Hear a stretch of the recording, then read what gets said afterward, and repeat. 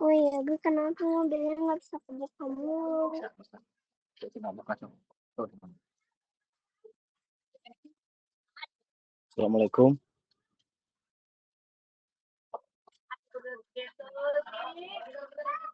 Kang, apa kabar? Waalaikumsalam, Pak Dali. Ya, Hai. Sudah mulai, maaf baru bergabung. insya Allah kita mulai di pukul 6 lebih 15 menit, Pak Dali, sambil menunggu Jam jamaah yang oh, lainnya. baik, baik.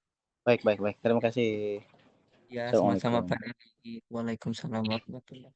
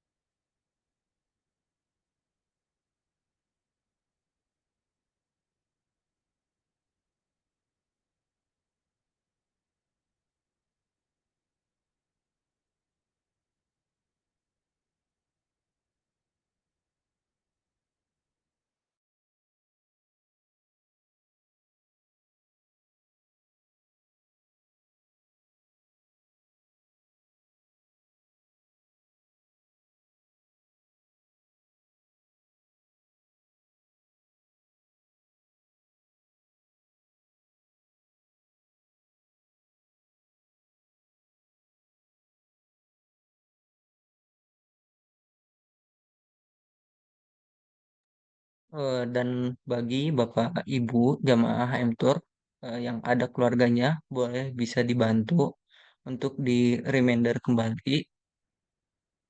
Insya Allah kita akan mulai di pukul 4 lebih 15 menit ya Bapak Ibu. Dan untuk Bapak Ibu, eh, bila nanti ada yang mau dipertanyakan terkait fikih umrohnya, bisa nanti ditulis di kolom chat atau enggak nanti bisa di sesi akhir untuk dinyalakan mic-nya.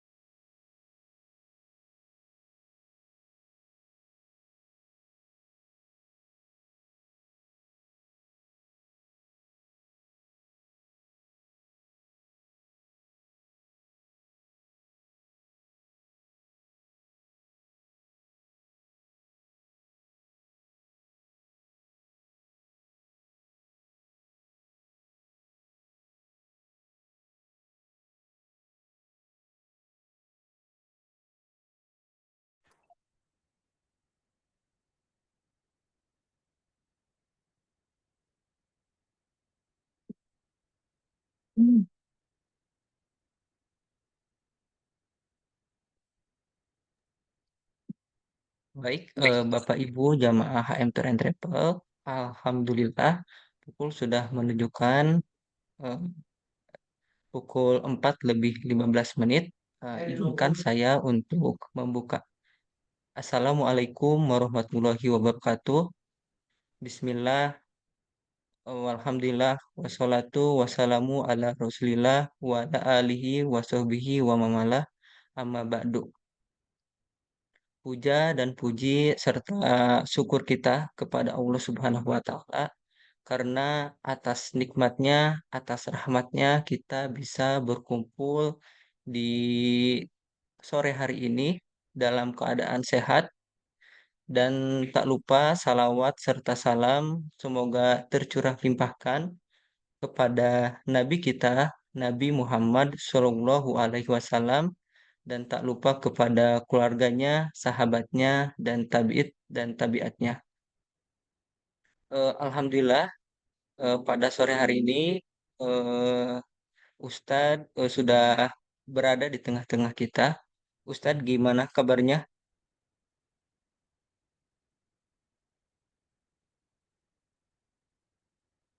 Alhamdulillah sehat. Alhamdulillah sehat.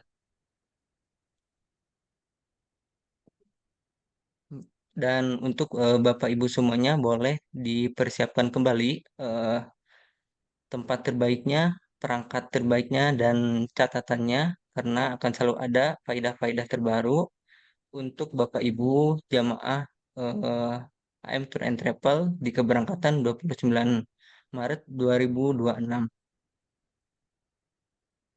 Dan untuk Bapak Ibu, bila nanti ada pertanyaan yang mau dipertanyakan, boleh nanti dikirim aja di kolom chat. Nanti insya Allah nanti saya bantu untuk bacakan. Atau nanti bisa dibuka, dinyalakan mic-nya, insya Allah di penghujung akhir setelah materi pikir-pikir umroh tersampaikan. Begitu Bapak Ibu.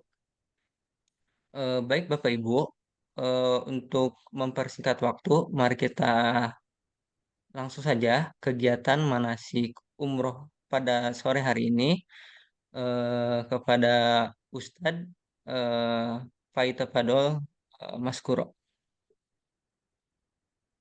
Baik. Bismillahirrahmanirrahim. Assalamualaikum warahmatullahi wabarakatuh.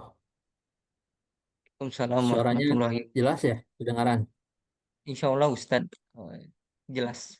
Baik, alhamdulillah. Nahmaduhu wa nasta'inuhu wa nastaghfiruh wa na'udzu billahi min syururi anfusina wa min sayyiati a'malina. May yahdihillahu fala mudhillalah wa may yudlilhu fala hadiyalah. Asyhadu an la ilaha illallah wa asyhadu anna Muhammadan abduhu wa rasuluh. Rabbi shrah li sadri wa yassir li amri wahlul 'uqdatam min lisani yafqahu qawli amma ba'du. Yang saya hormati eh, tim atau kru dari HM Tour Travel dan juga yang saya hormati para tamu-tamu Allah, Duyufur Rahman, jamaah umrah, HM Tour dan Travel yang dirahmati Allah Subhanahu wa taala. Alhamdulillah kita bersyukur kepada Allah Subhanahu wa taala yang telah memberikan kenikmatan bagi kita untuk berkumpul bersama walaupun dalam daring ya atau secara online. Dan salawat serta salam kita curah limpahkan pada Habibana wa Nabiyana Muhammad Sallallahu Alaihi Wasallam. Baik, jamaah umrah yang dirahmati Allah Subhanahu Wa Taala. Insya Allah pada kesempatan yang penuh berkah ini kita akan belajar bersama bagaimana cara beribadah umrah sesuai dengan apa yang dicontohkan oleh Rasulullah Sallallahu Alaihi Wasallam. Jadi sekarang ini bisa disebut dengan pramanasik umrah ya. Jadi manasiknya mana nanti ya di Mekah. Ya, umrohnya mah nanti di Mekah. Sekarang praknya dulu.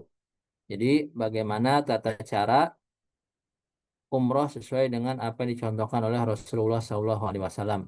Ya, insya Allah keberangkatan ibu bapak itu pada tanggal 29 Maret 2026. Semoga umrohnya diberikan kelancaran dan umrohnya menjadi makbulah, diterima oleh Allah Subhanahu wa taala. Baik, untuk yang pertama ya, kita bahas dulu tentang bagaimana keutamaan umroh ya. Kenapa kita bahas keutamaan umroh? Karena ini penting. Manusia secara naluri atau secara tabii, dia akan semangat untuk mengerjakan sesuatu kalau dia mengetahui imbalan yang dia dapatkan. Maka kalau seseorang melamar kerja, itu ditanya dulu gajinya berapa gitu. Nah, Allah Subhanahu wa taala itu memberikan wahyu kepada Rasulullah SAW, memberikan kabar bahwasanya ada beberapa keutamaan yang didapatkan oleh hambanya ketika dia melakukan umroh. Dan ini dikatakan sebagai targhib atau dorongan, motivasi ya, agar hambanya ini lebih bersemangat melakukan ibadah umroh. Tapi yang pertama, terdapat penghapusan dosa di antara dua umroh. Sebagaimana hadis dari Abu Hurairah radhiyallahu anhu bahwasanya Rasulullah shallallahu alaihi wasallam bersabda, al-umratu ilal umrati kafaratun lima bainahuma. Wal hajjul mabrur laisa lahul jaza ilal jannah. Ya, artinya antara satu umroh dengan umroh yang lainnya atau umroh berikutnya terdapat penghapusan dosa-dosa di antara keduanya.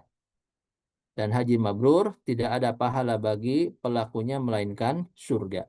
Ini hadis riwayat Imam Bukhari dan Muslim. Hadis ini hadis yang sahih. Jadi ya, keutamaan yang pertama, orang yang melakukan umroh itu akan diampuni dosa-dosanya oleh Allah Subhanahu wa taala. Ya, namun para ulama ya mengatakan ini adalah dosa-dosa kecil. Ya, dosa-dosa besar harus bertobat. Nah, kecuali haji. Orang yang melakukan haji ya, dan hajinya diterima oleh Allah Subhanahu wa taala, maka tidak ada pahala baginya kecuali surga. Artinya dosanya diampuni, lalu plus dimasukkan ke dalam surga Allah Subhanahu wa taala. Itu keutamaan melakukan ibadah haji. Namun untuk melakukan ibadah umroh atau haji kecil, itu keutamanya adalah diampuni dosa-dosa oleh Allah Subhanahu wa taala. Lalu keutamaan umroh yang kedua bisa menghilangkan kefakiran dan menghapus dosa. Ya, sebagaimana hadis dari Abdullah bin Mas'ud radhiyallahu anhu bahwasanya Rasulullah Shallallahu alaihi wasallam bersabda, "Tabi'u bainal haji wal umrati fa innahuma yanfiyanil faqra wad dunub. Kama yanfiyal qiru khabathal hadid wad dahabi wal fiddah. Walaysa lil hajjatil mabrurati sawabun ilal jannah." Ya, artinya iringilah haji dengan umroh karena keduanya menghilangkan kefakiran dan dosa-dosa. Sebagaimana pembakar besi ya, menghilangkan karat pada besi, emas dan perak. Tidak ada pahala bagi haji yang mabrur kecuali surga. Hadis ini diriwayatkan oleh Imam Nasai yang disahihkan oleh Syekh Al-Albani. Ya. Jadi keutamaan yang kedua, ya, orang yang melakukan ibadah umroh itu akan dihilangkan kefakiran. Jadi orang kalau umroh terus, dia nggak akan miskin. Orang yang haji terus, dia tidak akan miskin. Maka orang kalau mau umroh, itu jangan dipikirkan biayanya. Tapi yang dipikirkan bagaimana dia itu bisa khusyuk dalam mengerjakan ibadah umroh gitu. Karena biaya itu pasti akan diganti oleh Allah Subhanahu wa taala. Sebanyak apapun biaya yang dia keluarkan, mudah bagi Allah Subhanahu wa taala untuk menggantinya. Ya. Karena sudah ada jaminan, ya. Jadi Rasulullah Shallallahu alaihi wasallam bahwasanya orang yang melakukan umroh itu akan dihapuskan darinya kefakiran. Ya. Jadi fakir itu tingkatannya lebih parah daripada miskin gitu. Ya, fakir, miskin. Jadi dia tuh nggak akan habis hartanya. Ya, diganti terus oleh Allah Subhanahu wa taala. Makanya harus jadi perhatian ya bahwasannya orang yang melakukan umroh itu akan diganti hartanya oleh Allah Subhanahu wa taala. Ini harus menjadi dirubah mindset kita ya. Ketika umroh jangan pikirkan biaya. Tapi yang dipikirkan adalah bagaimana kita bisa fokus khusyuk dalam mengerjakan ibadah umroh ini. Baik. Lalu yang ketiga, keutamaan ya umroh bagi wanita, ini khusus bagi wanita ya, adalah jihad ya sebagaimana ibadah haji ya. Sebagaimana Aisyah radhiyallahu anha ini pernah bertanya kepada Rasulullah Shallallahu alaihi wasallam, "Ya Rasulullah, ala nisa'i jihadun?" Wahai Rasulullah, apakah wanita itu wajib berjihad? Qala na'am, alaihinna jihadun la qitala fihi, al-hajj wal umrah. Lalu Rasulullah Shallallahu alaihi wasallam menjawab, iya, ya. Bagi wanita ada jihad, ya. Namun jihad mereka tanpa melakukan perang. Yaitu jihad mereka adalah mengerjakan haji dan umrah. Ya, hadis ini diriwayatkan oleh Imam Ibnu Majah dan disahihkan oleh Syekh Al-Albani. Ya. Hal ini menunjukkan ya ada keutamaan sendiri yang didapatkan oleh wanita ketika dia mengerjakan umrah, yaitu sama seperti dia melakukan jihad di jalan Allah Subhanahu wa taala.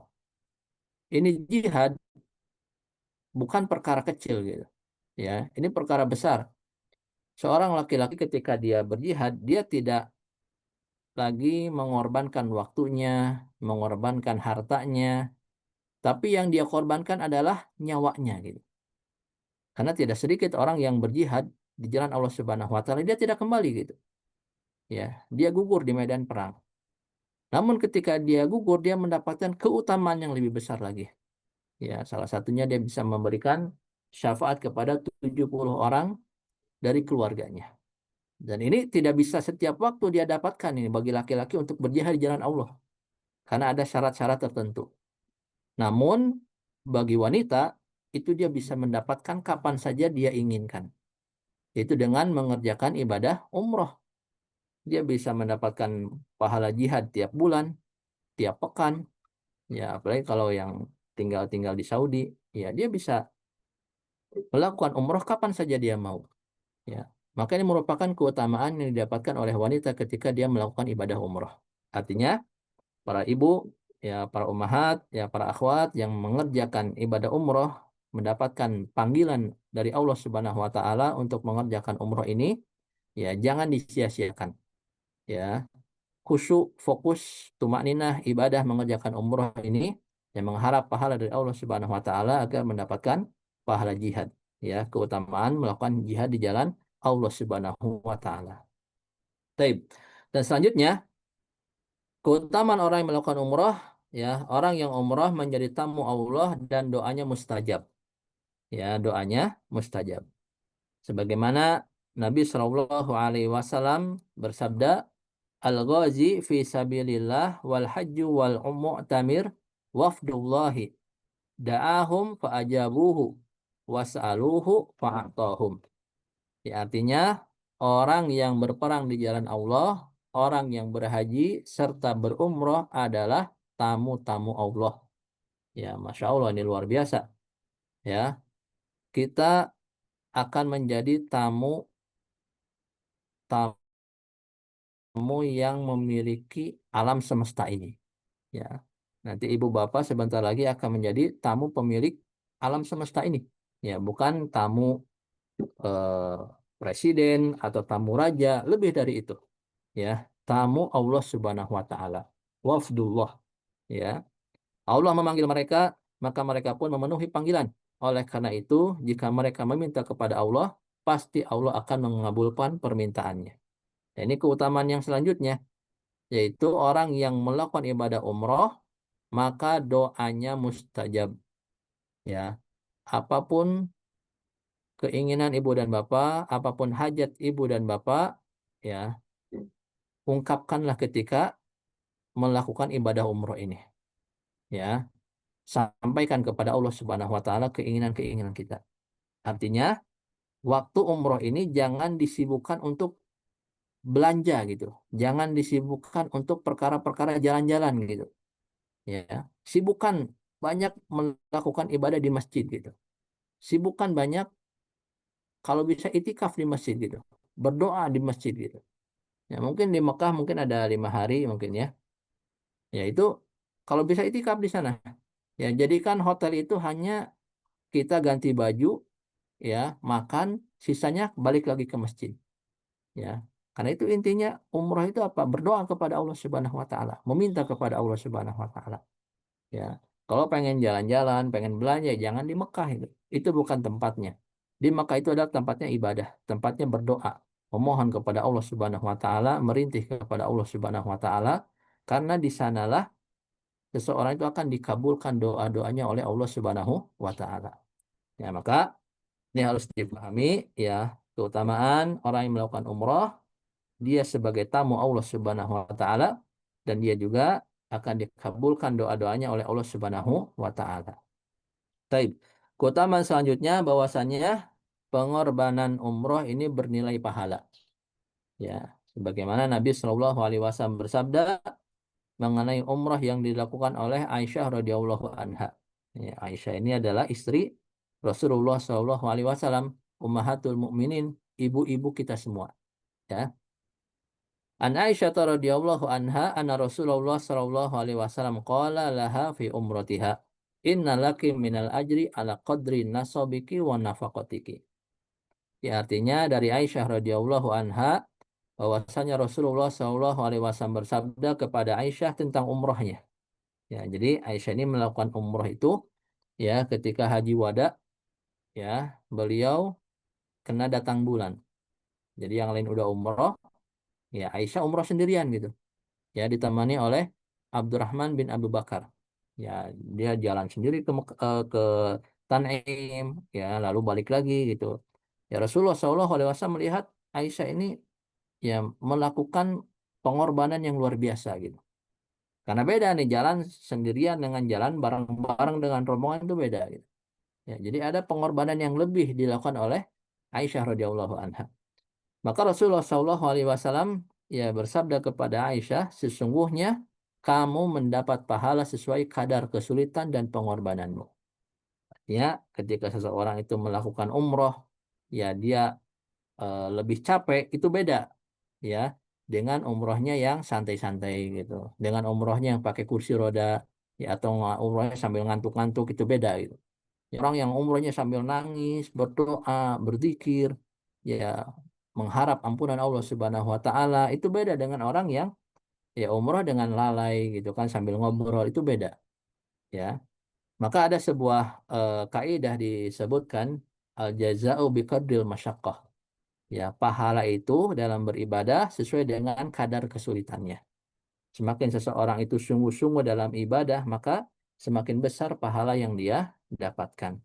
Artinya, setiap orang ketika melakukan umroh pasti dia mendapatkan kesulitan, ya, mendapatkan halangan, rintangan. Ya, maka hendaklah seorang yang melakukan ibadah umroh dia bersabar dan dia berharap pahala dari Allah Subhanahu Wa Taala. Ya, kami dari tim HM Tour dan Travel itu telah melakukan ya usaha yang paling baik agar perjalanan ibu dan bapak ini berjalan sesuai dengan rencana gitu, dengan maksimal gitu. Namun terkadang ada beberapa hal yang di luar kemampuan kita, ya mungkin delay pesawatnya, atau mungkin macet nanti ketika masuk ke tanah haram, ya atau ketika masuk ke Masjidil Haram itu macet. Nah, itu adalah perkara-perkara yang di luar kemampuan kita gitu. Maka seorang jemaah umroh hendaklah dia bersabar dan dia mengharap pahala dari Allah Subhanahu wa taala. Semoga kesulitannya, pengorbanannya ketika melakukan ibadah umroh ini bernilai pahala di sisi Allah Subhanahu wa taala. Ya, baik. Jadi pengorbanan ya umroh ini bernilai pahala di sisi Allah Subhanahu wa taala. Baik, selanjutnya kita akan melihat ke pengertian umroh ya. Apa sih pengertian umroh itu?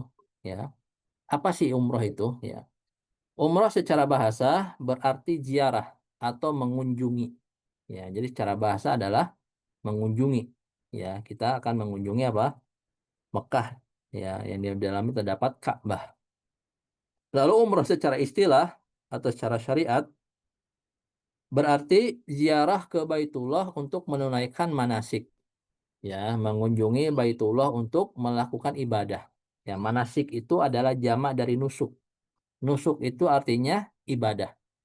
Ya, jadi mengunjungi ke Baitullah untuk melakukan berbagai macam ibadah.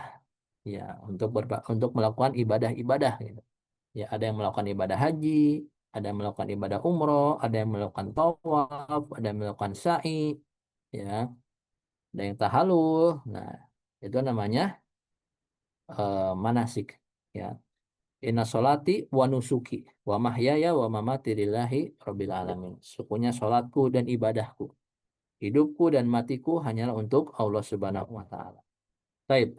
Lalu manasik umroh adalah ihram, tawaf, sa'i, tahalul.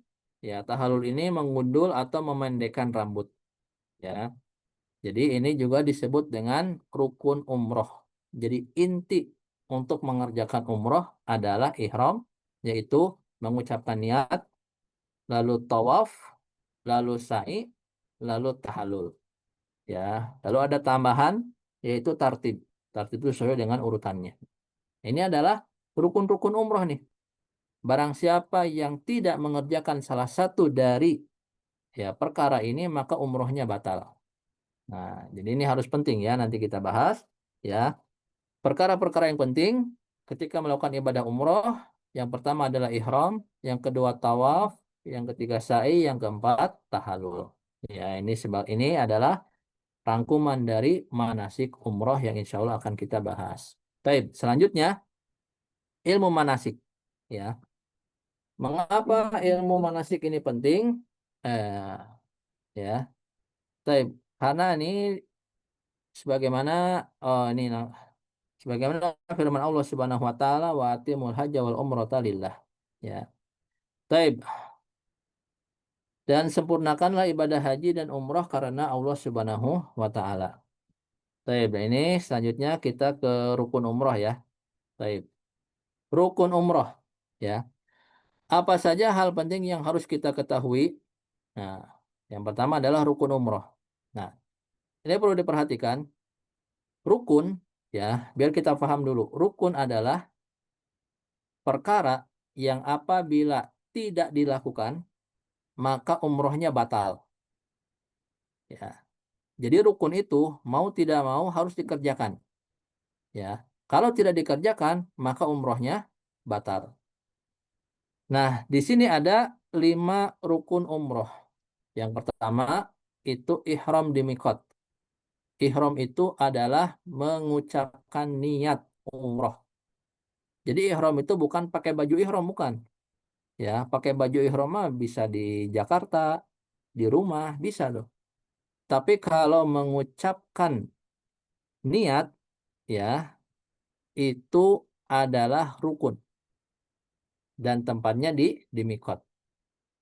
Ya, nanti ibu dan bapak akan mengucapkannya itu di Hudzaifah ya, karena ibu dan bapak dari Madinah.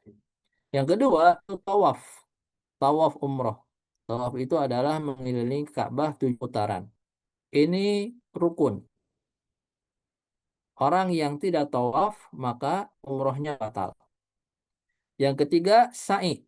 Sa'i itu berjalan dari Safa ke Marwah ya, bolak-balik sebanyak 7 kali. Dimulai dari Safa berhenti di Marwah. Ya, ini pun juga rukun ya. Yang keempat itu tahalul.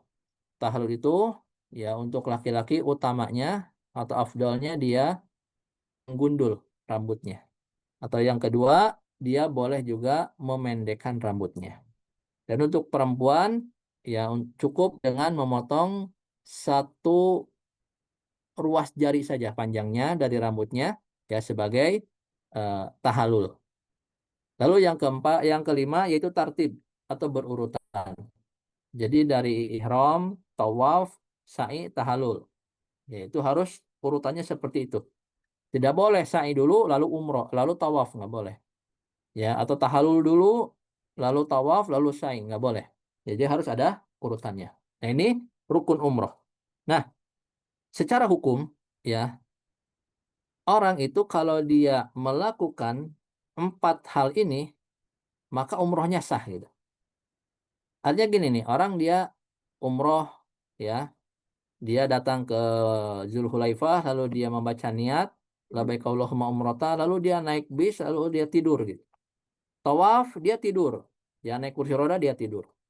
Lalu sa'i juga dia tidur naik kursi roda. Ya bangun-bangun tahalul gitu. Itu secara hukum umrohnya sah gitu. Tapi dia tidak sesuai dengan sunnah Rasulullah SAW. Dia tidak mendapatkan keutamaan yang sangat banyak sekali dari pahala-pahala berdoa, berzikir, ya, ketika mengerjakan ibadah umroh. Nah, maka yang sekarang kita fokus di sini adalah bagaimana kita umroh ini sesuai dengan apa yang dicontohkan oleh Rasulullah SAW. Baik, selanjutnya itu syarat wajib umroh ya. Syarat wajib ya. Di sini ada empat, ada empat ya. Jadi syarat wajib itu adalah kapan seseorang itu wajib melakukan umroh.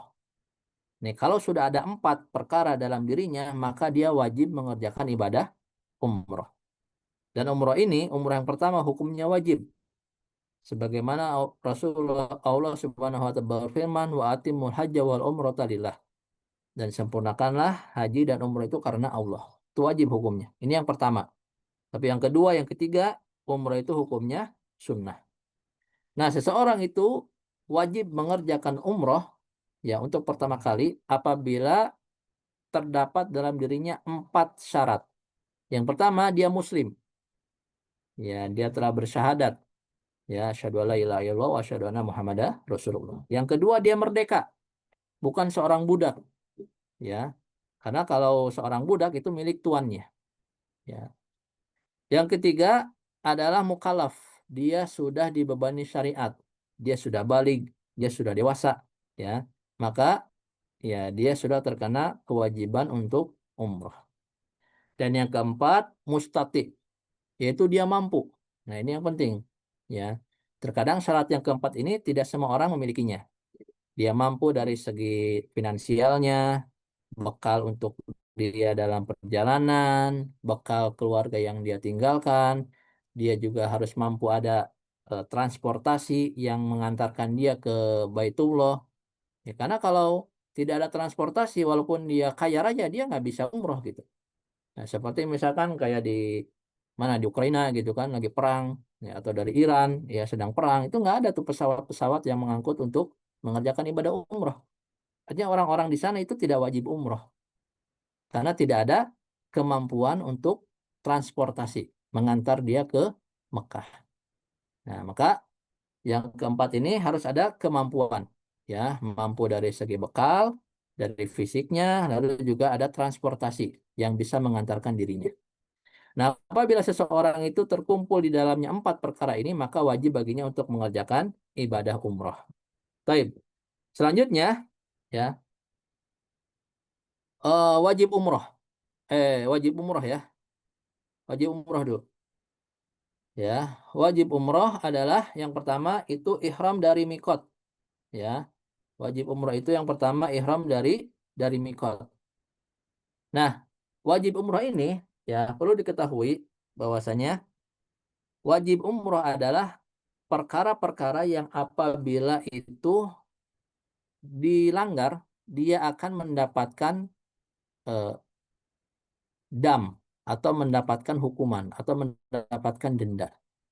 Nah, wajib umroh itu ada dua. Yang pertama, ihram dari mikot, ya, dan mengucapkan labbaik Allahumma umrota. Ya, jadi mengucapkan niat di mikot itu hukumnya wajib. Kalau mengucapkan niat tidak di mikot, nah dia harus bayar dam. Nah, ini penting ya. Yang kedua, wajib umroh itu menjauhkan diri dari hal-hal yang dilarang saat ihram. Ya, menjauhkan diri dari hal-hal yang dilarang saat ihram.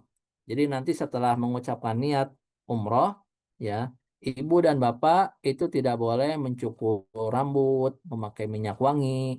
Nah, ini perkara-perkara yang dilarang. Nah, maka wajib ibu dan bapak untuk meninggalkannya. Nah, bagaimana kalau mengerjakannya?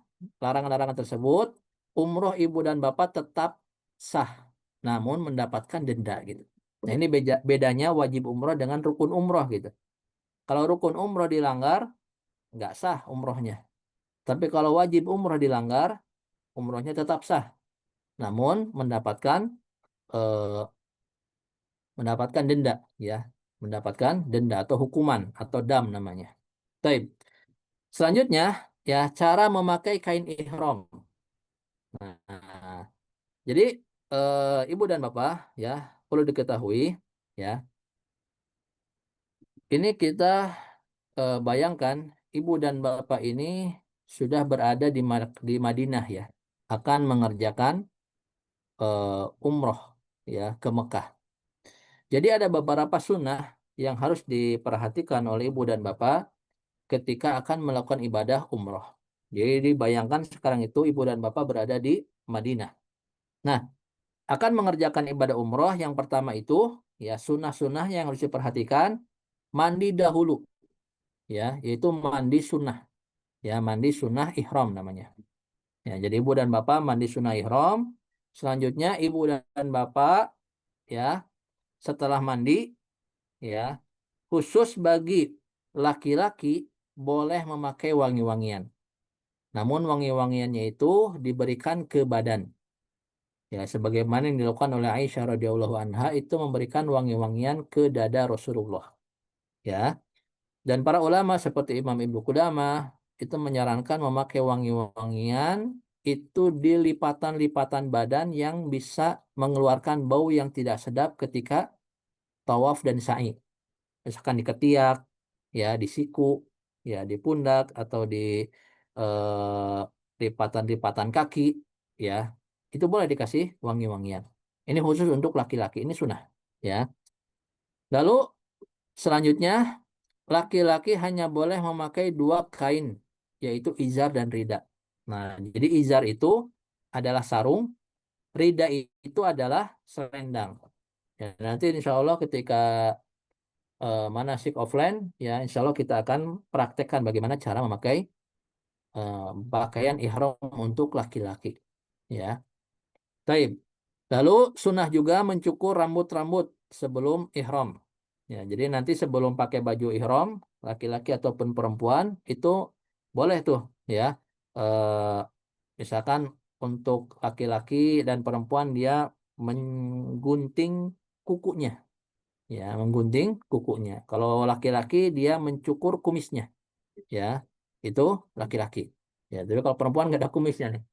Tapi kalau jenggot itu jangan dicukur, ya, itu dicukur hanya eh, kumisnya. Lalu juga boleh mencukur bulu ketiaknya. Nah, itu sebelum ya memakai baju ihram. Nah, jika memungkinkan salat 2 rakaat di tempat mikot, ya, ini adalah nanti sholat sunnah di mikot, ya, di Dzulhulaifah. Ya, itu boleh, ya. Namun apabila ibu dan bapak ini ke Mekah menggunakan kereta, maka cukup mengucapkan niat umroh saja nanti di kereta. Ya, tidak perlu melakukan sholat. Baik, yang melakukan sholat hanya orang yang naik bis lalu berhenti di Dzulhulaifah seperti itu. Ya. Baik, selanjutnya ittiba saat tawaf. Nanti ini ketika di Mekah, ya, ketika di depan Ka'bah, ya, ittiba itu membuka, ya, pundak kanan dan menutup pundak kiri ketika melakukan tawaf di Ka'bah gitu, ya. Baik, selanjutnya mikot, ya. Nah, ibu dan bapak, ya, ketika tadi dari Madinah sudah siap yang memakai baju ihram, ya. Lalu ibu dan bapak berangkat menuju ke Mekah, naik kereta. Nah, nanti ibu dan bapak akan melewati yang namanya mikot, ya. Mikot itu dibagi menjadi dua. Yang pertama ada namanya mikot zamani, yaitu mikot waktu, ya. Kalau umroh setiap hari itu boleh melakukan mikot. Tapi kalau haji, ya, itu hanya bulan Syawal, Dzulqa'dah dan Dzulhijjah saja, ya. Dan yang kedua yaitu adalah mikot makani. Mikot makani itu adalah tempat di mana seseorang ini mengucapkan niat umroh. Nah, Rasulullah SAW, ya, telah membagi-bagi tempat mikot, ya, di mana di sini bisa kita lihat, ya, ada 6. ya, 6 tempat mikot yang telah ditentukan oleh Rasulullah SAW. Nanti ibu dan bapak akan melakukan mikot di Zulhulaifah, yaitu jaraknya 450 km dari Mekah. Ini adalah mikot yang paling jauh, ya. Lalu yang kedua di situ ada Juhfah, ya. Lalu ada Jeddah. Jeddah ini, ya. Lalu juga ada Yalamlam, ya. Yalamlam ini bagi orang-orang yang datang dari dari Indonesia. Lalu Qarnul Manazil, ya. Lalu juga ada Zatul Irq, ya, Zatul Irq. Ya, sebagaimana Rasulullah SAW yang menentukan mikot dalam hadis Ibnu Abbas, waqata Rasulullah SAW li ahli Madinah Zulhulaifah, wa li ahli Syami Juhfah, wa li ahli Najdi Qarnul Manazil, wa li ahli Yaman Yalamlam. Rasulullah telah menentukan mikot untuk ahli Madinah yaitu di Zulhulaifah. Dan untuk ahli Najd Juhfah. Wali ahli Syam Qarnul Manazil. Ya. Dua ahli Yaman Yalamlam. Nah, itu tempat-tempat yang diberikan atau ditentukan oleh Rasulullah SAW ya untuk mengucapkan niat, yaitu di mikot. Nah, nanti ibu dan bapak, karena ibu dan bapak ini dari Madinah tempatnya, maka nanti akan mengucapkan niatnya di mikot, yaitu di Zulhulaifah. Ya.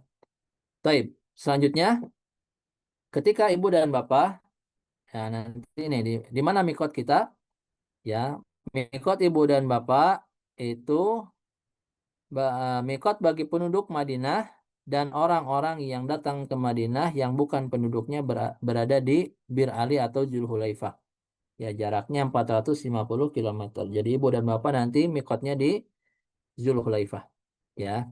Nanti apa yang dilakukan ketika di Zulhulaifah ini? Ya, ibu dan bapak nanti kan naik kereta nih. Nah, nanti itu akan dikasih tahu ya ketika sejajar, ya.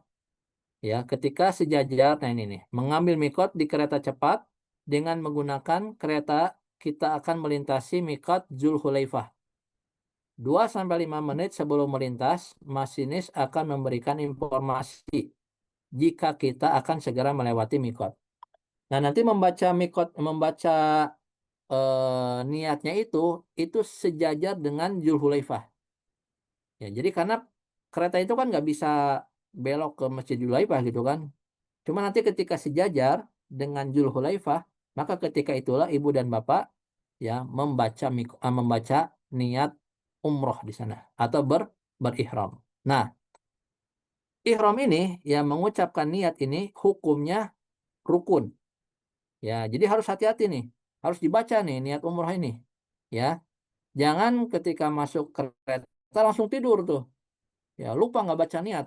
Ya, maka umrohnya batal.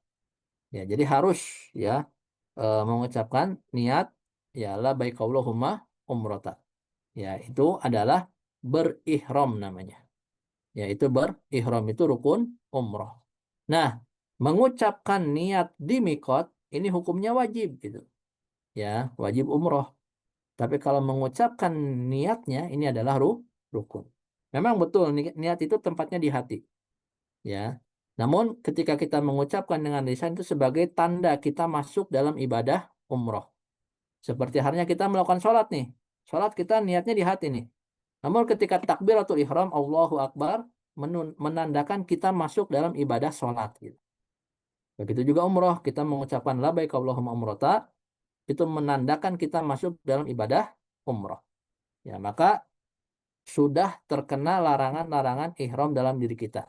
Setelah kita mengucapkan niat umroh.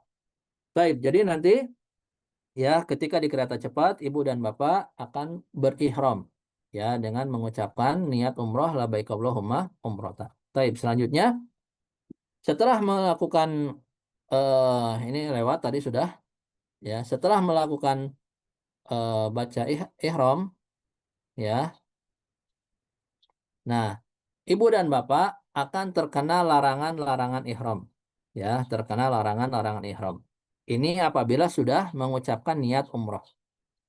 Larangan ihram untuk pria dilarang memakai pakaian dan menutup kepala. Ya. Maksudnya dari pakaian di sini adalah mengikuti lekuk tubuh seperti baju, celana, kaos kaki, sepatu, peci, topi, sorban atau kain ihram. Eh, so- kain ihram ini boleh nih ya. Yang nggak boleh pakai sorban ya. Ya.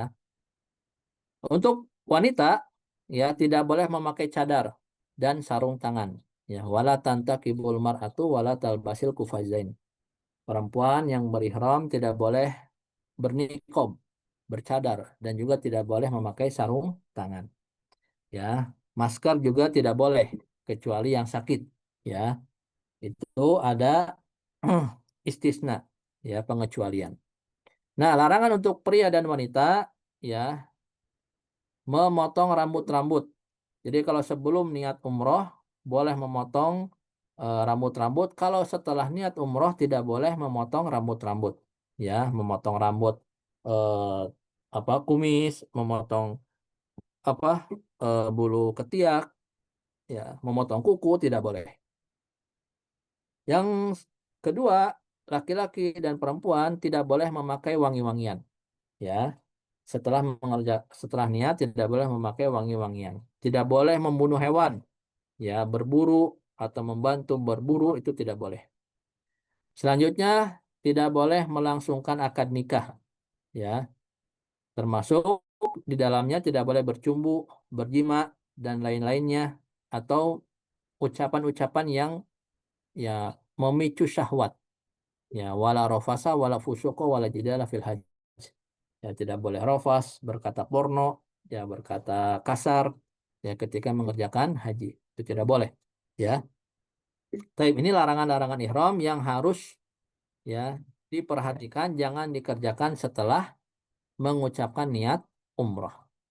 Taib, selanjutnya ibu dan bapak, ya, setelah mengucapkan niat umroh, ibu dan bapak, ya,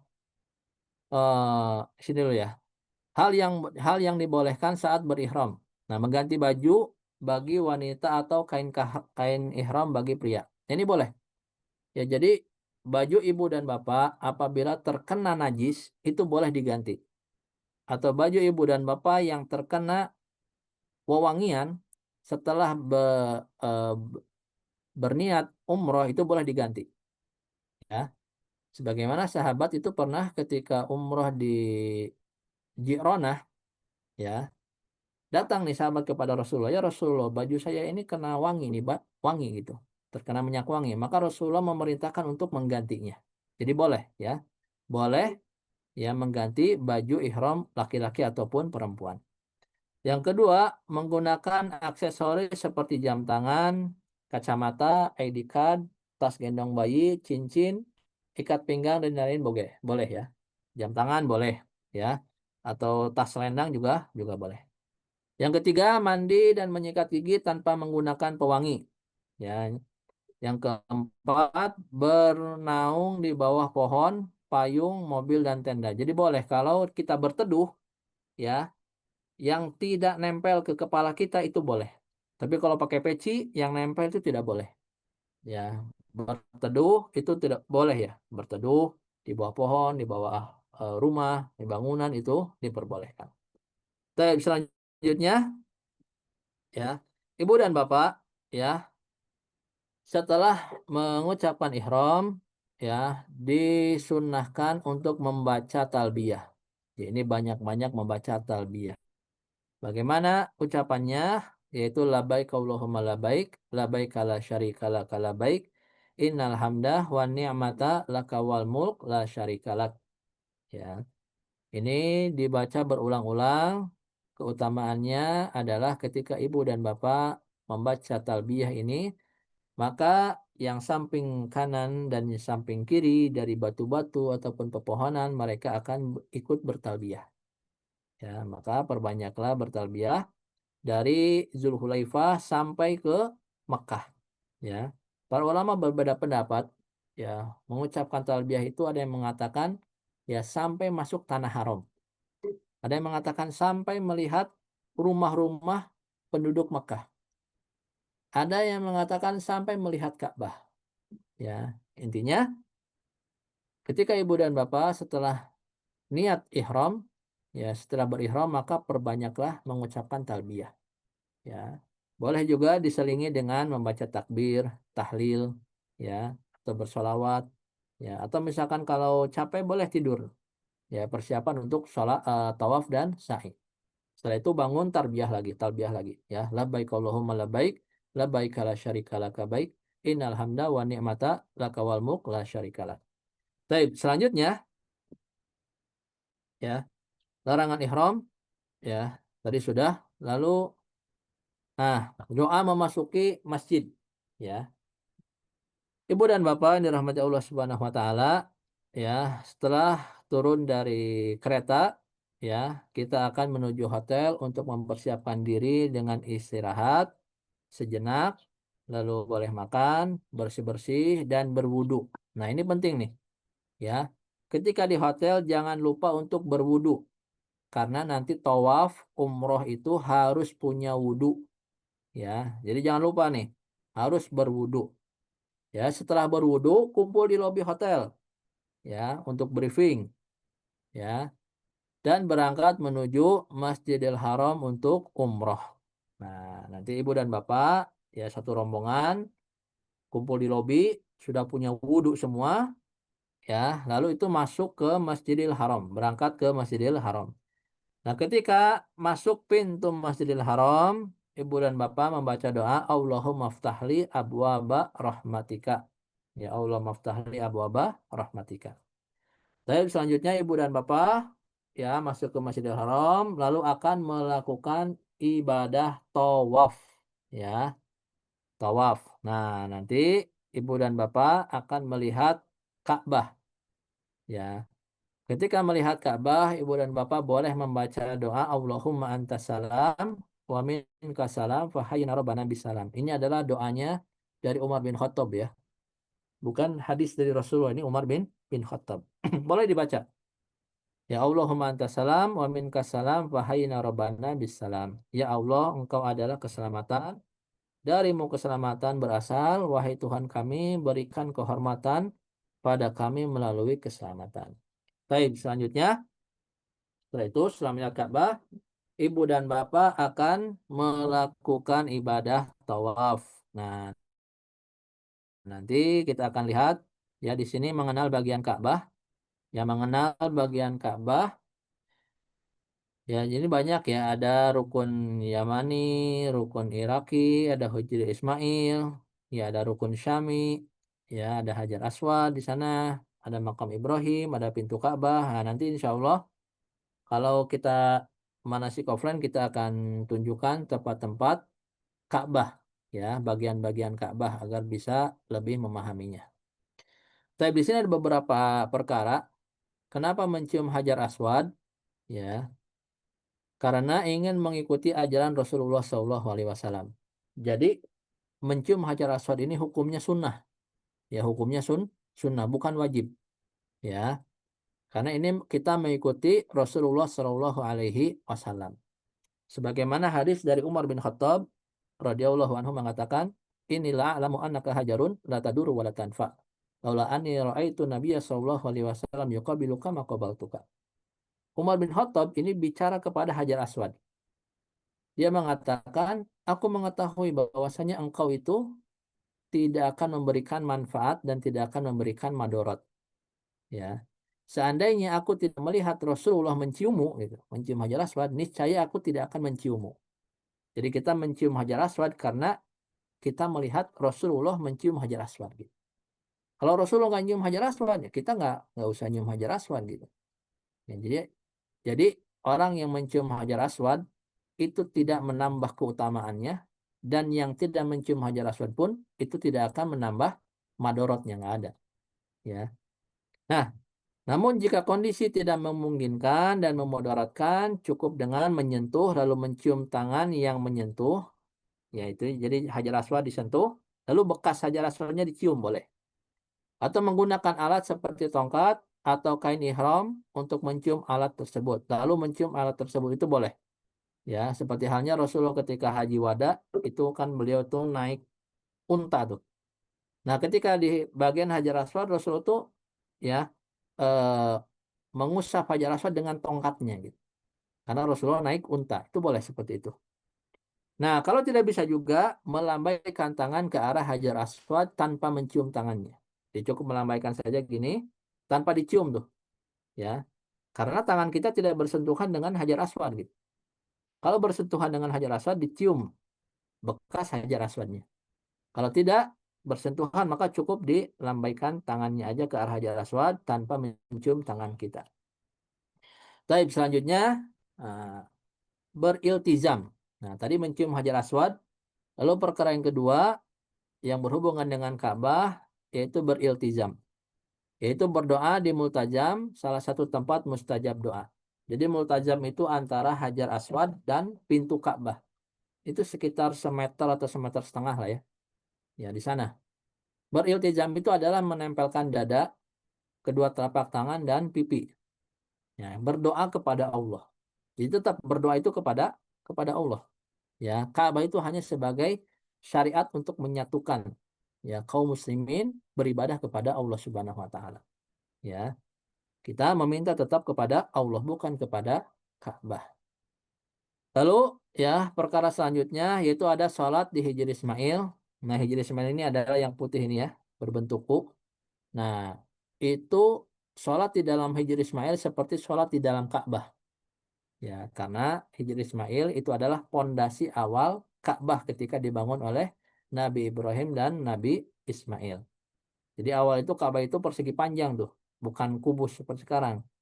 Ya, karena pada zaman jahiliyah ya mereka itu membangun kembali Ka'bah, ternyata uangnya tidak cukup tuh. Akhirnya ya dibangunlah sesuai dengan yang kita lihat sekarang. Ya, karena mereka hanya menggunakan harta yang halal saja. Mereka tidak menggunakan harta yang haram untuk membangun Ka'bah ini. Dan selanjutnya tidak bertabaruk. Ya, artinya tidak boleh seseorang itu menggunting kiswah Ka'bah, ya bertabaruk dengan kiswah Ka'bah, dijadikan jimat, ya dijadikan barang yang mempunyai keutamaan, jangan. Ya, jadi tetap berdoa kepada Allah Subhanahu wa taala ya. Kita tidak berdoa meminta kepada Ka'bah. Selanjutnya ya, tawaf ya. Tawaf ini nah, ini yang kedua nih, rukun umrah yang kedua tawaf. Ini penting ya, penting. Karena kalau tidak tawaf umrohnya batal. Nah, mengelilingi Ka'bah sebanyak 7 putaran itu namanya tawaf. Ketentuan tawaf yang pertama suci dari hadas besar dan kecil. Ya, jadi ya harus punya wudhu. Ya, harus punya wudhu. Kalau batal wudhunya, wudhu lagi. Ya. Yang kedua, suci dari najis pada pakaian dan badan. Nah, jadi pakaian kita harus suci dari najis. Kalau pakaian kita terkena najis, kita boleh menggantinya. Ya, pulang dulu ke hotel, ganti baju, lalu lanjutin tawaf. Boleh seperti itu. Yang ketiga, menutup aurat. Ya. Yang keempat, memulai tawaf dari Hajar Aswad dan berakhir lagi pada Hajar Aswad. Jadi nanti tawaf itu dimulai dengan Hajar Aswad. Ya. Jadi kapan mulai kita sejajar dengan Hajar Aswad? Nih, patokannya ketika kita melihat ke kiri ada Hajar Aswad, ketika kita melihat ke kanan itu ada lampu hijau. Nah, kalau kita berada di tengah-tengahnya, sebelah kiri Hajar Aswad, sebelah kanan lampu hijau, kita baru mengucapkan Bismillahi Allahu Akbar. Itu memulai tawaf. Ya, memulai tawaf dari Hajar Aswad. Ya, nanti berakhir lagi ketika melewati Hajar Aswad. Nah, ini pun penting. Ya, umroh itu adalah ibadah masing-masing, bukan ibadah kelompok. Nanti kan biasanya umroh itu kan baris tuh, ustadznya di depan. Nah, kalau ustadznya di depan sudah sampai Hajar Aswad, baca Bismillahirrahmanirrahim, yang di belakang jangan baca Bismillahirrahmanirrahim. Kenapa? Karena di belakang belum sampai ke Hajar Aswad gitu. Jadi yang depan Bismillahirrahmanirrahim udah biarin gitu. Nah, nanti dia yang di belakang, kalau sudah sejajar dengan Hajar Aswad, baca Bismillahirrahmanirrahim. Nah, jadi lihat diri masing-masing gitu. sudah sejajar dengan Hajar Aswad atau belum gitu. Jangan ikut rombongan gitu kan. Ustaznya di depan udah Allahu Akbar, yang belakang juga Allahu Akbar. Padahal yang di belakang belum sejajar dengan Hajar Aswad. Nah, ini penting. Jadi memulai tawaf itu dari Hajar Aswad. Jadi sejajar dengan Hajar Aswad. Lalu berhenti lagi nanti setelah 7 putaran itu sejajar juga dengan Hajar Aswad. Nah, selanjutnya ada sunnah ketika melakukan tawaf itu berlari kecil bagi pria di 3 putaran pertama jika memungkinkan. Ini sunnah.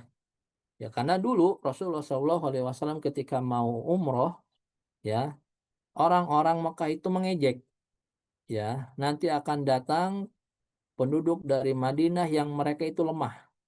Karena penduduk Madinah itu terkenal dengan orang yang suka sakit gitu. Nah, Rasulullah menunjukkan bahwasannya Rasul adalah orang-orang yang kuat, sahabat orang-orang yang kuat, mereka itu lari-lari kecil ketika tawaf. Itu menunjukkan apa? Kekuatan, bukan kelemahan. Ini jadi sunnah. Tapi ini boleh dikerjakan kalau memungkinkan. Ya. Tapi kalau tidak memungkinkan, ya jangan. Apalagi kalau misalkan di rombongan kita ada yang sepuh, atau ketika rame, crowded, ya jangan memaksakan lari-lari kecil sehingga nabrak-nabrak jemaah lain. Itu tidak boleh. Jadi berlari-lari kecil 3 putaran pertama itu sunnah diperbolehkan apabila memungkinkan. Baik, selanjutnya melambaikan tangan ke arah Hajar Aswad. Jadi setiap melewati Hajar Aswad itu melambaikan tangan. Ya, boleh 1 tangan, boleh 2 tangan. Ya, dengan mengucapkan Bismillahirrahmanirrahim. Akbar.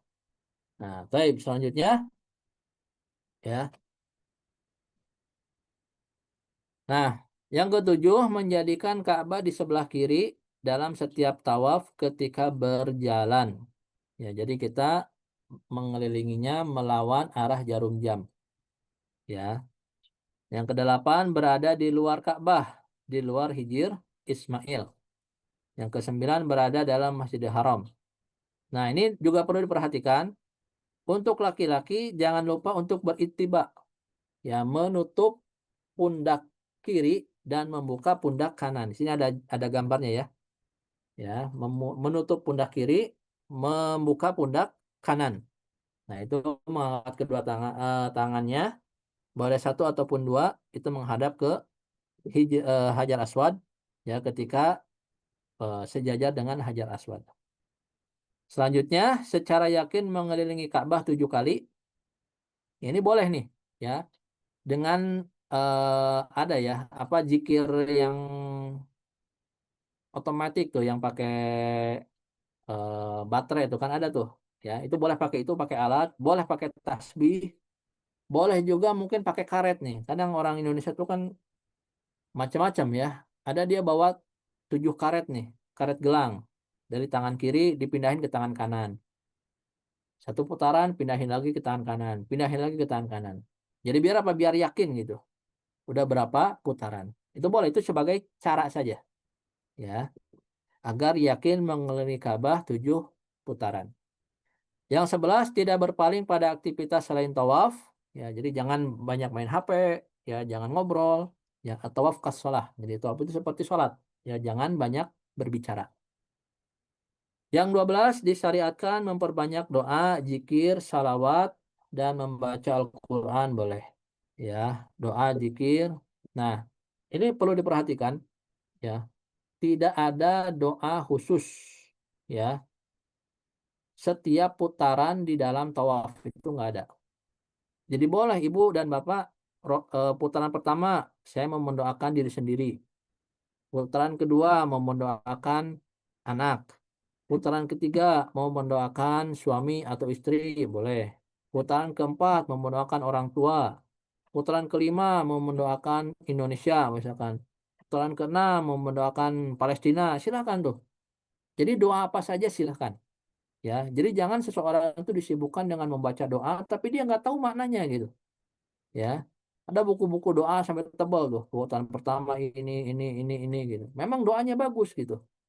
Tapi kalau dia nggak tahu maknanya gitu kan, ya nggak maksimal gitu ya.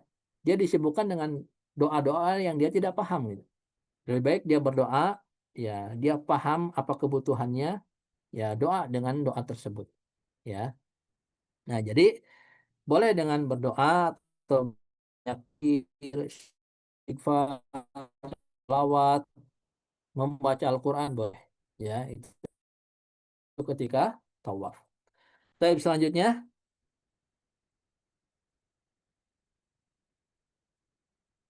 itu setelah tawaf kita di sini ada sholat sunnah tawaf, ya. Nah, ini doa dulu, ya. Doa rukun yamani dan hajar aswad. Nah, nanti ketika melewati rukun yamani dan hajar aswad, jadi antara keduanya membaca Robana atina fid dunya hasanah wa fil akhirati hasanah wa qina adzabannar. Ini diulang-ulang, ya. Dan ini pun juga hukumnya sunnah, ya. Hukumnya sunnah, tidak wajib ini, ya. Namun apabila kita membacanya maka ini lebih lebih baik. Baik, selanjutnya setelah itu ibu dan bapak, ya, akan mengerjakan sholat sunnah tawaf, ya. Nah, sholat sunnah tawaf. Nah, nanti ibu dan bapak setelah tawaf 7 putaran, maka ibu dan bapak menuju arah belakang makam Ibrahim dengan membaca wattakhidhu min maqami Ibrahim musholla. Yang kedua, menutup pundak kanan untuk laki-laki, ya. Lalu sholat 2 rakaat. Diawali dengan membaca Al-Fatihah, lalu di rakaat pertama membaca Al-Kafirun, dan rakaat kedua membaca Al-Ikhlas. Jadi Al-Fatihah, Qul ya, lalu Al-Fatihah, Qulhu. Ya, rakaat pertama Qul ya Al-Kafirun, yang kedua Qul huwallahu ahad. Ya. Lalu setelah setelah sholat, ya, sholat sunnah tawaf, meminum air zam-zam sebagian dibasuhkan, ya, ke wajah dan disiramkan ke kepala, ya, dengan membaca Allahumma inni as'aluka ilman nafi'an wa rizqan wasi'an wa syifaan min kulli da'in. Ini doanya Ibnu Mas'ud, ya. Ini boleh baca doa ini ataupun boleh baca doa apapun. Karena ma'u zamzam lima syuribalahu. Air zam-zam itu tergantung doa orang yang meminumnya. Ya, jadi boleh nih yang belum punya anak, nah, minum, baca doa dulu pengen punya anak, lalu minum air zam-zam. Yang sakit kanker, yang sakit stroke, yang sakit jantung, yang sakit darah tinggi, ya, diabetes, baca dulu doa agar disembuhkan penyakitnya. Setelah itu minum air zam-zam. Banyak kejadian-kejadian yang di luar nalar manusia sembuh, ya, setelah berdoa sebelum minum air zam-zam. Tapi selanjutnya setelah sunnah tawaf, lalu setelah dia minum air zam-zam, selanjutnya ibu dan bapak akan melakukan ibadah sa'i. Ini adalah rukun yang ketiga, ya. Kalau tidak sa'i, batal umrohnya. Jadi harus betul sa'i ini, ya. Sa'i ini adalah melintasi Safa dan Marwah sebanyak 7 putaran. Baik, selanjutnya melintasi Safa dan Marwah 7 putaran. Yang pertama di sini ada beberapa, ya, eh, perkara, ya. Menutup kain pundak kanan setelah selesai tawaf, ya, memulai dari Bukit Sofa, ya. Jadi nanti ibu dan bapak, ya, oke, next slide. Nah, itu, ya, ini perhatikan, bisa dilihat, ya.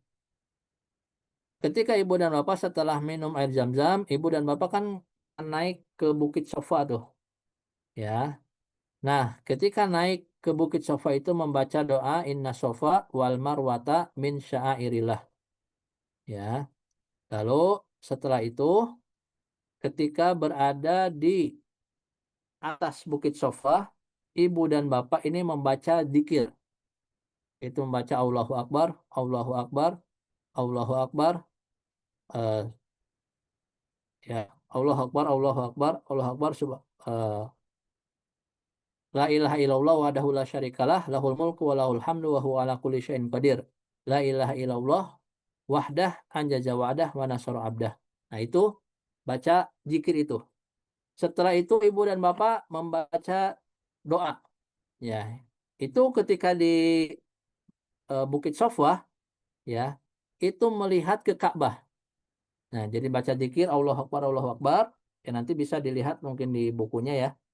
Setelah itu berdoa. Setelah itu zikir lagi. Allahu Akbar, Allahu Akbar, Allahu Akbar. Ya, sampai akhir. Setelah itu doa lagi. Lalu zikir lagi. Ya. Jadi 3 kali zikir, 2 kali doa. Itu dilakukan di Bukit Sofa. Ya. Setelah itu dari sofa ini bisa kelihatan ya. Ibu dan bapak mulai dari sofa. Ya. Nah, setelah dari sofa, ibu dan bapak berjalan menuju marwah. Nah, perlu diperhatikan ya, tidak ada bacaan khusus ya dari sofa ke marwah yang pertama, lalu sofa yang ke marwah ke sofa yang kedua itu nggak ada nih. Ya, perjalanan pertama atau putaran kedua itu nggak ada bacaan khususnya. Jadi boleh ibu dan bapak baca doa apa saja. Ya, boleh memperbanyak zikir apa saja. Ya, baca sholawat, ya baca istighfar, boleh di sana. Nah, lalu nanti ibu dan bapak akan melewati lampu hijau. Nah, ini kelihatan lampu hijau ya, yang tanda panah warna hijau, ya.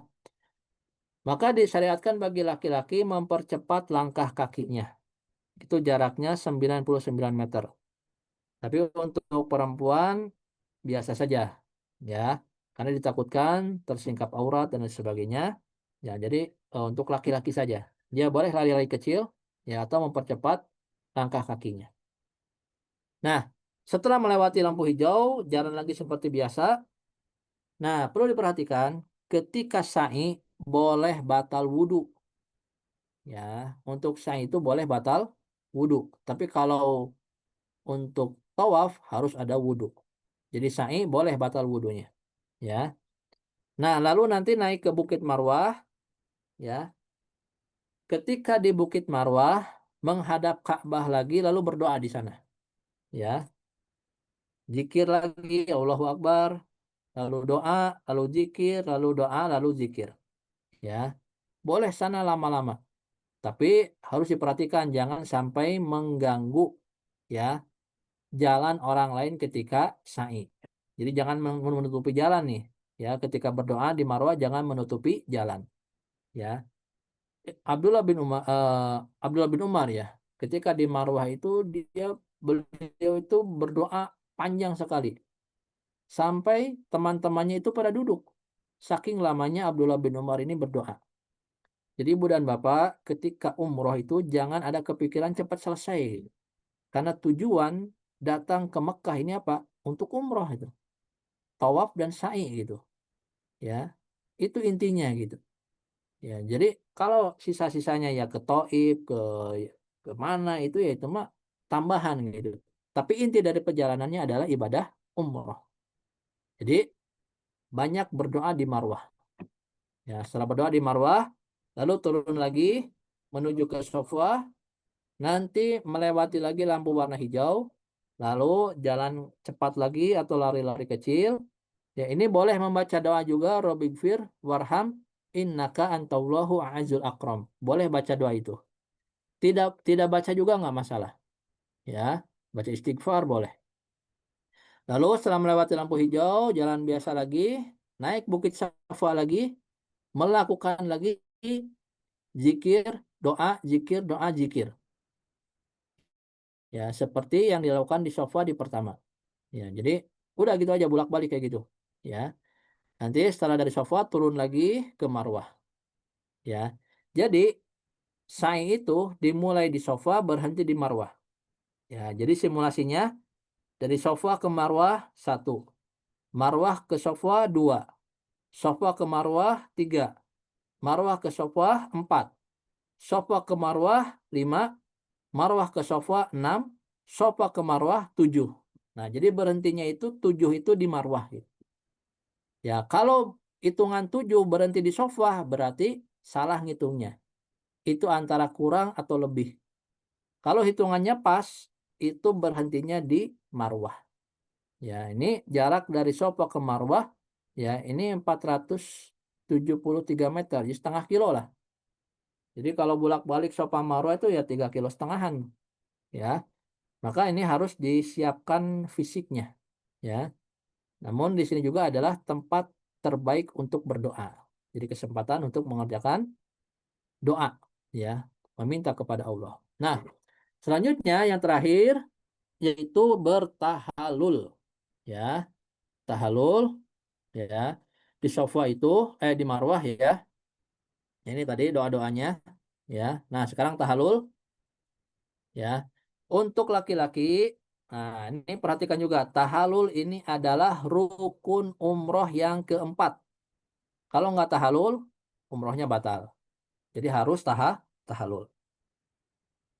Utamanya untuk laki-laki, tahalul itu adalah dengan menghilangkan rambut kepala secara keseluruhan dengan pisau cukur atau semacamnya.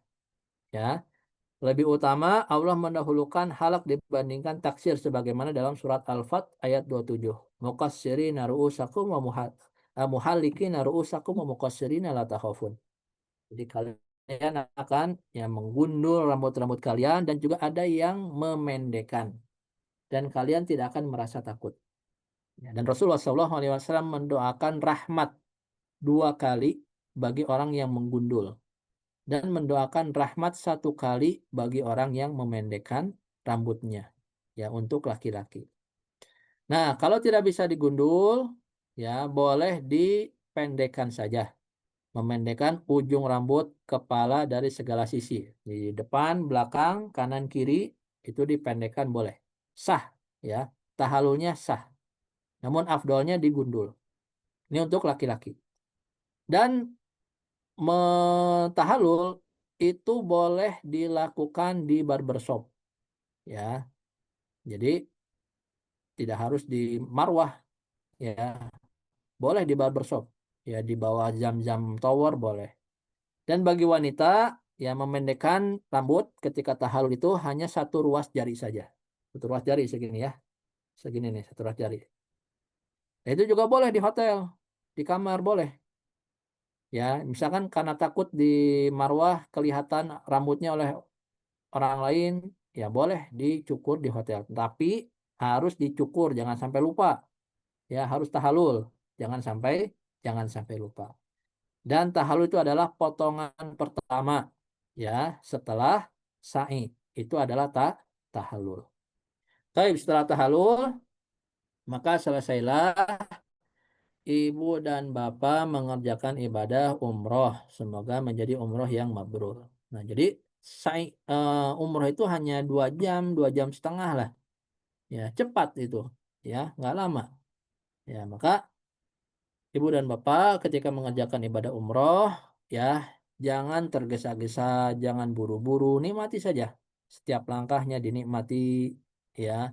Setiap kita berzikir dinikmati, setiap kita berdoa dinikmati, ya. Karena akan mendatangkan ketenangan. Ya, beda dengan orang yang pengen cepat-cepat selesai. Itu nggak ada kenikmatan dalam hatinya mengerjakan umroh itu.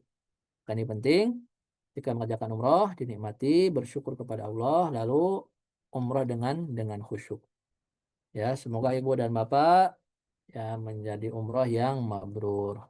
Taib, apabila ada pertanyaan, ya, boleh ditanyakan. Ana kembalikan lagi ke Akhi Ilyas. Tafadhol.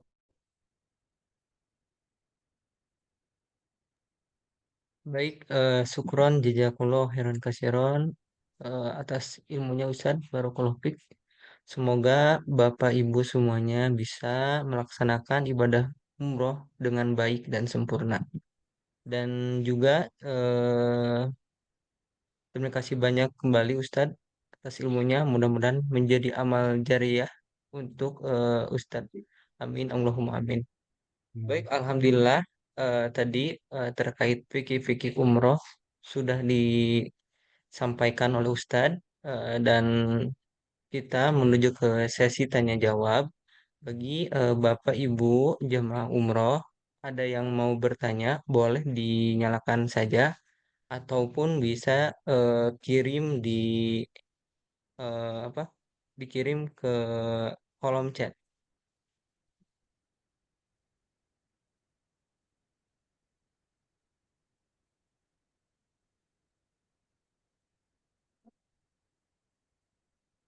Baik, ini ada pertanyaan Ustadz dari Pak Ruby. Assalamualaikum. Waalaikumsalam warahmatullahi. Izin bertanya, apakah bercermin setelah mikot termasuk salah satu hal yang dilarang? Baik. Waalaikumsalam warahmatullahi wabarakatuh. Terima kasih kepada Bapak Ruby atas pertanyaannya. Barakallahu fiik. Jadi bercermin setelah mikot itu diperbolehkan, tidak termasuk perkara yang dilarang. Ya, misalkan sudah mikot, ya bercermin ingin memperbaiki bajunya boleh. Ya, atau untuk perempuan ingin memperbaiki kerudungnya, ya biar rambutnya tidak kelihatan boleh. Ya, memperbaiki pakaian setelah mikot di depan cermin maka ini diperbolehkan. Ya, yang intinya bercermin setelah mikot bukan termasuk larangan umroh. Jadi diperbolehkan. Baik, barakallahu fiik. Baik, Ustadz, ini ada lagi dari Ibu Teli. Assalamualaikum. Izin bertanya, melakukan umroh apakah hanya satu kali saja atau boleh lebih? Eh, yang lebih afdol syukron. Baik, Mana yang lebih afdol syukron? Waalaikumsalam warahmatullahi wabarakatuh.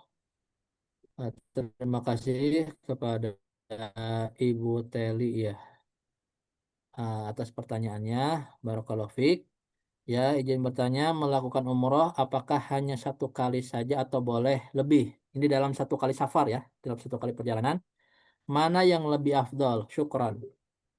Taib, untuk hukum melakukan umroh berkali-kali dalam satu safar, ataukah umroh hanya sekali saja dalam satu safar, ini ulama berbeda pendapat. Ya, ulama berbeda pendapat. Misalkan mazhab Maliki, Hambali itu memakruhkannya. Tapi mazhab Syafi'i membolehkannya. Lalu mana yang lebih afdol? Ya, maka tentulah yang afdol adalah apa yang dicontohkan oleh Rasulullah Shallallahu Alaihi Wasallam dan apa yang dikerjakan oleh para sahabat Ridwanullah alaihim. Nah, para sahabat dan Rasulullah Shallallahu Alaihi Wasallam itu melakukan umroh itu satu kali dalam satu kali safar. Ya, ini yang pertama. Ya, satu kali dalam satu kali safar. Kenapa? Contohnya ketika Haji Wada tuh, Rasulullah berada di Mekah itu sekitar 1 pekanan lah. Ya, Rasulullah hanya melakukan umroh satu kali saja. Padahal ketika itu Rasulullah dan para sahabat itu bisa melakukan umroh berkali-kali. Nah, lalu yang kedua, Abdurrahman bin Abu Bakar itu ketika mengantar Aisyah radhiyallahu anha melakukan umroh, yaitu bermikot ke Tanim, itu Abdurrahman bin Abu Bakar dia nggak mikot tuh. Yang mikot hanya Aisyah saja. Nah, hal ini menunjukkan bahwasanya satu kali safar itu yang afdol satu kali umroh. Karena kalau misalkan afdol berkali-kali pun ketika mengantarkan Aisyah radhiyallahu anha melakukan mikot, Abdurrahman itu akan ikut juga mikot gitu bersama Aisyah. Ya, jadi umrohnya 2 kali tuh. Nah, tapi Abdurrahman bin Abu Bakar dia tidak mikot. Ya, jadi yang mikot hanya Aisyah radhiyallahu anha saja. Hal ini menunjukkan bahwasanya para sahabat itu yang dilakukan oleh mereka adalah satu kali safar, satu kali umroh. Ya, satu kali safar, satu kali umroh. Taib. Namun ada juga pendapat yang lain seperti Imam Syafi'i, ya mereka membolehkannya. Dalilnya apa? Ya tadi al-umratu ilal umrati kafaratun lima bainahuma. Wal hajjul mabrur laisa lahu jaza ila jannah. Jadi satu umroh ke umroh yang lainnya, jadi satu kali umroh ke umroh yang lainnya itu menghapuskan dosa. Sehingga semakin banyak umroh, semakin banyak dosa yang diampuni oleh Allah Subhanahu wa taala. Nah, di sini perbedaannya adalah yang satu mentafsirkan dari satu umroh ke umroh yang lain itu dalam 2 kali safar. Yang satu mentafsirkan satu umroh ke umroh yang lain adalah dalam satu kali safar. Yang intinya ya di sini ulama berbeda pendapat. Ya, ada yang membolehkan umroh berkali-kali, ada yang hanya satu kali saja. Namun yang dilakukan oleh Rasulullah dan para sahabat itu hanya satu kali safar, satu kali umroh. Ya, nah itu insya Allah yang lebih afdol. Barakallahu fiik. Baik, selanjutnya. Baik, ini ada pesan di grup ya dari Bapak Dali. Mohon izin bertanya, apakah ada perbedaan tata cara pelaksanaan umroh untuk seseorang dalam kurung badal, misal untuk orang tua yang telah tiada, apakah pahala eh, pelaku badal tetap sempurna? Baik, ini masalah umroh badal ya. Masalah umroh badal. Jadi seseorang itu boleh melakukan umroh yang diniatkan untuk orang lain. Ya, ini boleh dilakukan ketika haji ataupun umroh. Ya, tata caranya itu sama, hanya beda di niatnya saja. Ya, niatnya apabila ingin mengumrohkan orang lain, itulah baik Allahumma umrota an.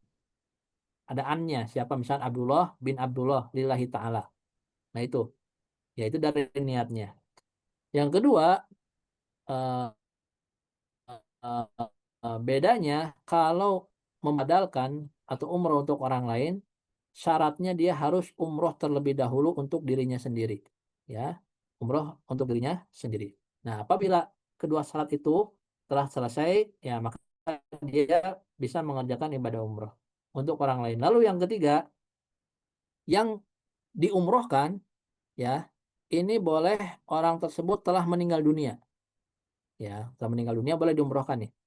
Atau orang tersebut itu sakit, sudah tua, nggak bisa umroh nih, boleh dia umrohkan.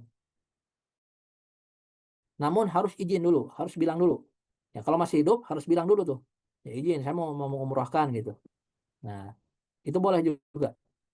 Nah, maka kalau sudah syarat-syaratnya terpenuhi, cara-caranya seperti itu, ya insya Allah dia mendapatkan pahala yang sempurna.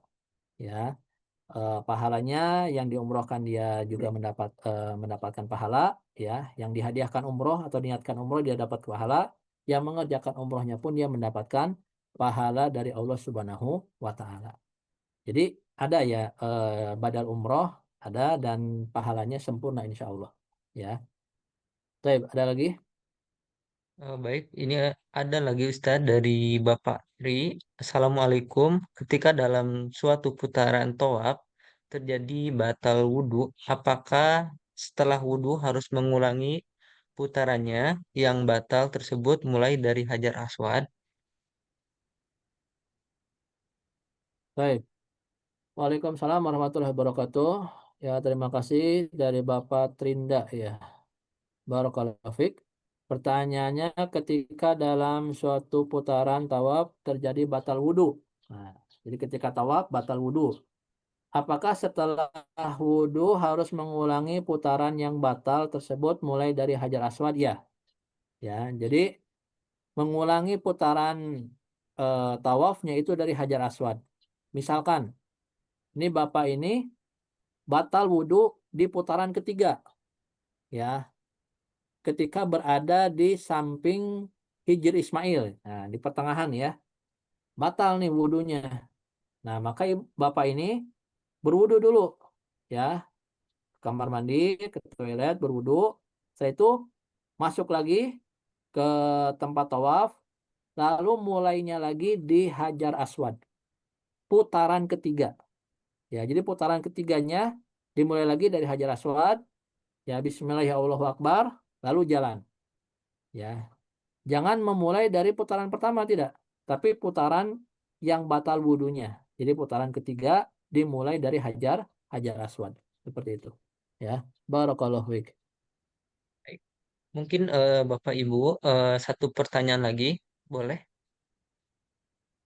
sebelum penutupan? Silakan.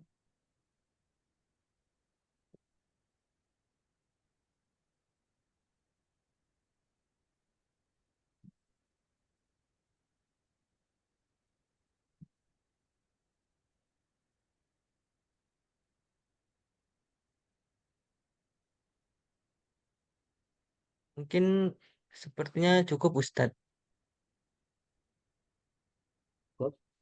Baik, Bapak Ibu jamaah M2 Travel, mungkin ada pertanyaan yang belum kepikirkan atau eh, masih malu mungkin nanti bisa dipertanyakan kembali atau boleh di chat di grup atau di chat ke tim kita yang sebelumnya sudah berkomunikasi dengan Bapak Ibu dan insya Allah nanti untuk eh, penjelasan praktek manasik umrohnya nanti yang lebih jelasnya nanti akan disampaikan pada saat keberangkatan di tanggal 28 eh, Maret 2026 dan eh, apa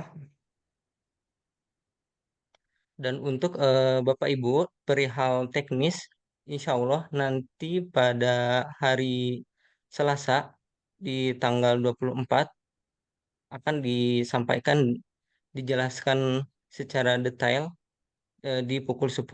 Insya Allah nanti diinformasikan kembali. Dan sebelum penutupan mungkin boleh Ustadz sedikit nasihat untuk kita semua. Baik, untuk jemaah umrah yang dirahmati Allah Subhanahu wa taala. Yang pertama, kita bersyukur kepada Allah Subhanahu wa taala, Ibu dan Bapak dipanggil oleh Allah Subhanahu wa taala untuk mengerjakan ibadah umrah yang mana ibadah ini adalah keinginan miliaran manusia, ya, penduduk bumi untuk umat muslim sekitar 2,5 miliar. Mereka menginginkan melakukan ibadah umrah. Namun tidak semuanya mereka itu mendapatkan panggilan bisa mengerjakan ibadah umrah. Dan ibu dan bapak merupakan salah satu dari orang yang dipanggil oleh Allah Subhanahu wa taala bisa mengerjakan ibadah umrah. Maka dari itu hendaklah untuk memaksimalkan ibadah umrah ini dengan penuh kekhusyuan, berharap pahala dari Allah Subhanahu wa taala, melakukan umrah sesuai dengan apa yang dicontohkan oleh Rasulullah SAW, lalu melakukan umrah dengan ikhlas, ya, tidak menjadi bahan untuk flexing atau bahan untuk Instagram atau untuk status WhatsApp, tidak, ya. Wa kafa billahi syahida. Cukuplah Allah Subhanahu wa taala yang mengetahui ibadah kita, ya. Tidak perlu pengakuan dari manusia, tidak perlu pengakuan dari orang lain bahwasanya kita telah melakukan umrah. Cukup Allah Subhanahu wa taala yang tahu kita mengerjakan umrah. Baik, mungkin itu nasihatnya. Semoga ini menjadi perjalanan yang penuh berkah. Semoga ibu dan bapak diterima umrohnya, umroh makbulah, diampuni dosa-dosanya, dan mendapatkan pahala yang besar di sisi Allah Subhanahu wa taala. Baik, mungkin itu dari anak. Anak mohon maaf apabila ada perkataan dan perbuatan yang salah. Semua datang kesalahan dari anak sendiri dan dari syaitan, dan kebaikan datang dari Allah Subhanahu wa taala. Subhanakallahumma bihamdika, asyhadu an la ilaha illa anta, astaghfiruka wa atubu ilaik. Assalamualaikum warahmatullahi wabarakatuh. Waalaikumsalam warahmatullahi wabarakatuh. Baik, terima kasih Ustadz atas nasihatnya. Mudah-mudahan nasihat yang disampaikan oleh Ustadz bisa menjadi motivasi untuk kita semua, menjadi lebih semangat nanti pada saat kegiatan ibadah umroh di Mekah ya, Pak Ibu. Mungkin mari kita tutup kegiatan manasik online pada sore hari ini dengan membacakan doa kafiratul majelis bersama-sama. Subhanaka Allahumma wa bihamdika asyhadu alla ilaha illa anta astaghfiruka wa atubu ilaik.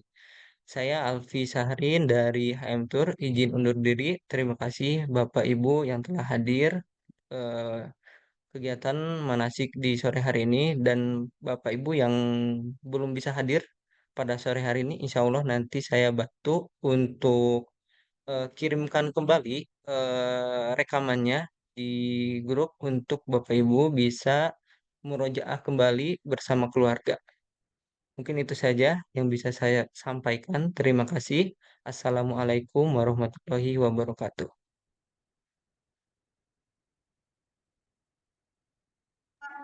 Waalaikumsalam warahmatullahi wabarakatuh.